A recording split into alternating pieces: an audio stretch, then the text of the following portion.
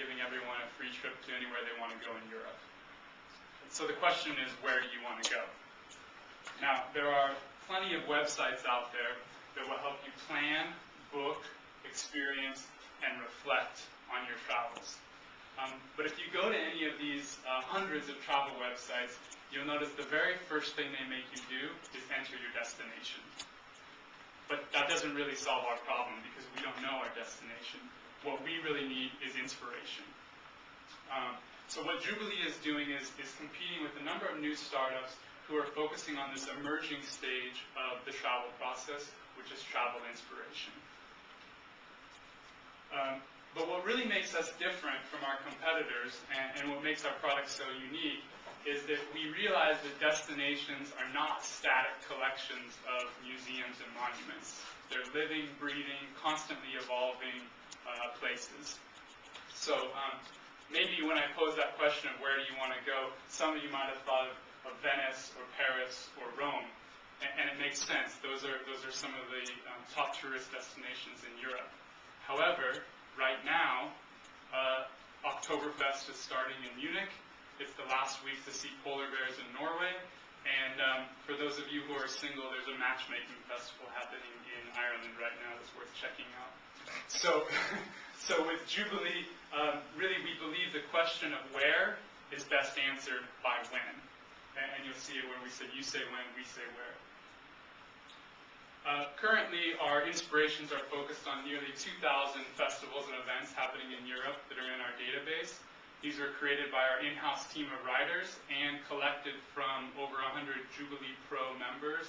These are European tourism offices, national and city, and private event promoters. You'll see you can filter your inspirations according to your interests. We also have a number of supporting features that allow you to, for example, have a map of nearby events, create custom travel lists, even find inspirations from other travelers who have similar interests as you do.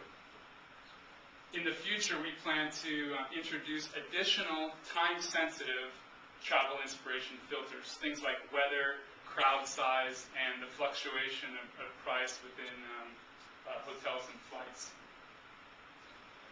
The idea for a travel inspiration site kind of came out of our own frustration as founders. Tomasz and I met while earning our MBA degrees in Budapest. Tomasz has previous experience working as the general manager of Goodyear and Conoco. He also launched his own interactive agency in Budapest. He's extremely detailed, strategic, and very good with numbers, which is pretty much everything that I'm not. My experience is in marketing. I was a consultant in Silicon Valley and in San Francisco for a number of companies, eBay, Intel, T-Mobile, a few others.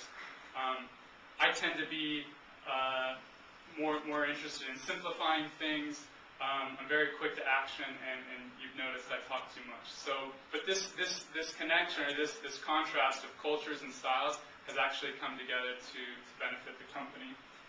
In March of 2008, we invested our own money and as well as received a small seed investment from Esther Dyson and from a Budapest incubator, Hamush Jema.